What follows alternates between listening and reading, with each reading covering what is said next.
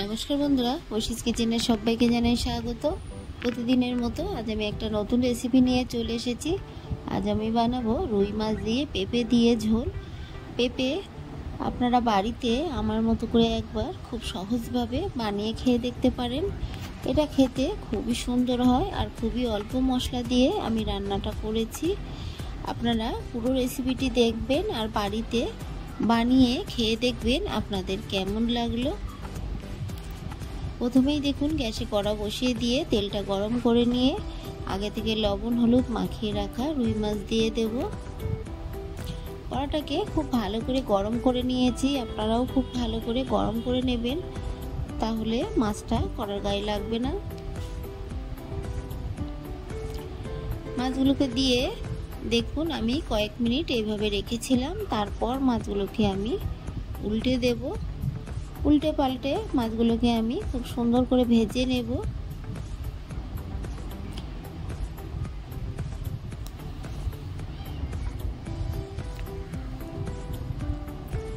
এপিট ওপিট করে মাছগুলোকে খুব ভালো করে লালচে করে ভেজে নেব। আমার এই রেসিপিটি আপনাদের ভালো লাগলে প্লিজ আমার চ্যানেলটিকে সাবস্ক্রাইব করে পাশে থাকা বেল আইকনটি ক্লিক করে দেবেন, তাহলে আমি যখন কোনো নতুন ভিডিও ছাড়বো আপনাদের কাছে পৌঁছে যাবে। রেসিপিটি ভালো লাগলে বন্ধুরা একটা লাইক করতে ভুলবেন না, আর আপনাদের কেমন লাগলো আমাকে কমেন্ট করে জানাবেন।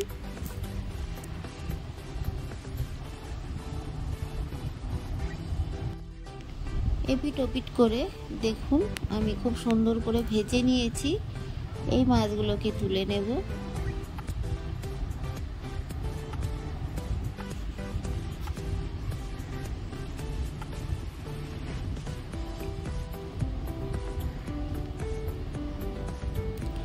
সব মাছগুলো তুলে নিলাম। তেলের মধ্যে আরও বাকি যে মাছগুলো আছে সেগুলো দিয়ে দেব।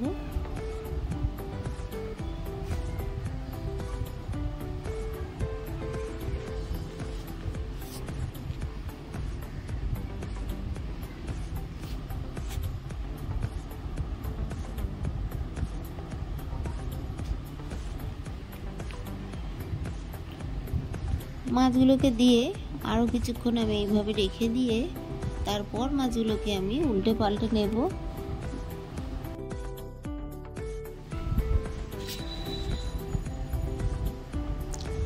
এই মাছগুলোকেও আমি খুব সুন্দর করে ভেজে নেব। দেখুন এই মাছগুলোকেও খুব সুন্দর করে ভেজে নিয়েছি। আরও কিছুটা মাছ আছে সেগুলোকেও একইভাবে আমি দিয়ে ভেজে তুলে নেব।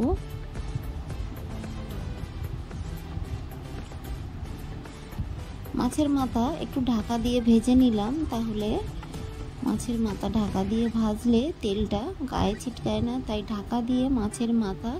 আর দেখুন একটুখানি মাছের ডিম হয়েছে, সেই ডিমটাও গায়ে ছিটকাবে না।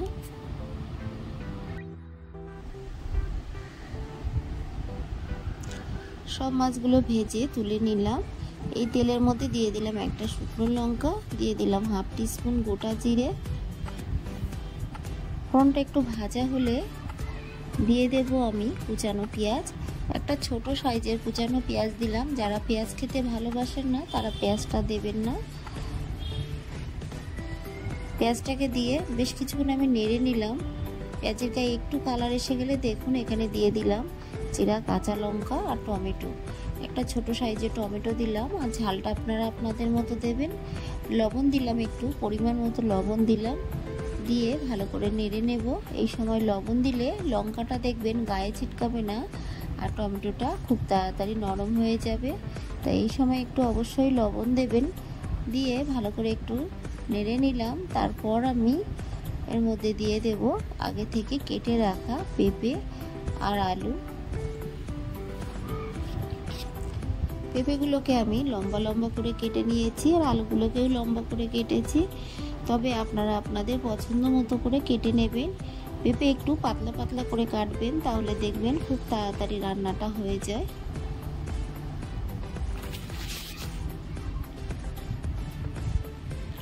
দিয়ে দেব হলুদ গুঁড়ো আর লবণ আমি আগেই দিয়ে দিয়েছি। দিয়ে খুব ভালো করে বেশ কিছুক্ষণ কষিয়ে নিয়ে জল দিয়ে দেব। একটু সময় নিয়ে খুব ভালো করে কষিয়ে নেবেন, না হলে পেঁপে থেকে কাঁচা গন্ধ বেরোবে। ঢাকা চাপা দিয়ে দিয়ে আমি ভালো করে পেঁপেটাকে কষিয়ে নিলাম। তারপর এর মধ্যে আমি দিয়ে দেব পরিমাণ মতো জল, আরও একটু জল দিয়ে দেব। জল আপনারা যতটা গ্রেভি রাখতে চান সেই মতোই জলটা দেবেন। আমি জল দিয়ে ঢাকা চাপা দিয়ে দেখুন ফুটে উঠেছে। একটু নেড়ে নিয়ে আবারও ঢাকা চাপা দিয়ে বেশ কিছুক্ষণ ফুটিয়ে নেব।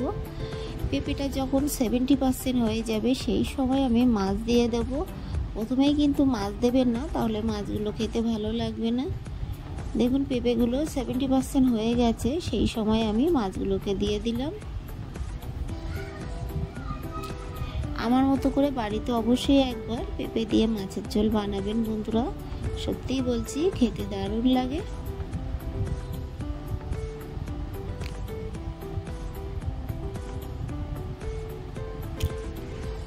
মাছগুলোকে দিয়ে আমি ঢাকা দিয়ে আরও কিছুক্ষণ আমি ফুটিয়ে নেব।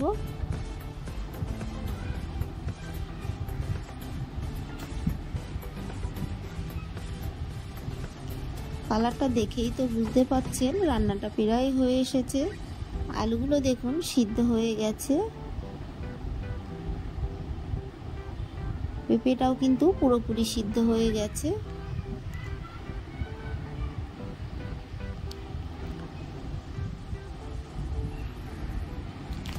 একটু চেখে দেখে নেব লবণ ঠিক আছে কিনা। ঢাকা চাপা দিয়ে আরও কয়েক মিনিট আমি একটু ফুটিয়ে নিলাম। তারপর দেখুন এখানে ভাজা জিরে আর গোলমরিচ একসঙ্গে আমি শুকনো খোলায় ভেজে নিয়ে গুঁড়ো করে দিলাম। গোটা জিরে আর গোটা গোলমরিচ শুকনো খোলায় নেড়ে শিলনোড়ায় গুঁড়ো করে নিয়েছি, সেটা অল্প একটু দিয়ে দিলাম। দিয়ে ভালো করে মিশিয়ে নিয়ে একটু ফুটিয়ে নিয়ে নামিয়ে নেব। সব শেষে দিয়ে দেব আরও একটু ভাজা মশলা,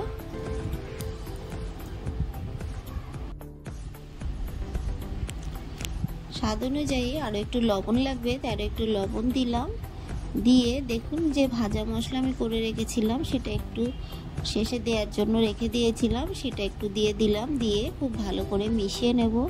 এই রান্নাটায় কিন্তু খুব বেশি মশলার ব্যবহার আমি করলাম না, শুধুমাত্র জিরে মরিচ এই দুটি মশলা দিয়েই এই মাছের ঝোলটা অসাধারণ খেতে হয়। গ্যাসের ফ্লেমটাকে আমি অফ করে দিলাম। আমার এই রেসিপিটি আপনাদের ভালো লাগলে প্লিজ আমার চ্যানেলটিকে সাবস্ক্রাইব করে পাশে থাকা বেল আইকনটি ক্লিক করে দেবেন, তাহলে আমি যখন কোনো নতুন ভিডিও ছাড়বো আপনাদের কাছে পৌঁছে যাবে। রেসিপিটি ভালো লাগলে একটা লাইক করতে ভুলবেন না। রেসিপিটি কেমন লাগলো আমাকে কমেন্ট করে জানাবেন। ভালো থাকবেন, সুস্থ থাকবেন। আবার দেখা হবে পরের ভিডিওয়ে। পুরো ভিডিওটা দেখার জন্য অসংখ্য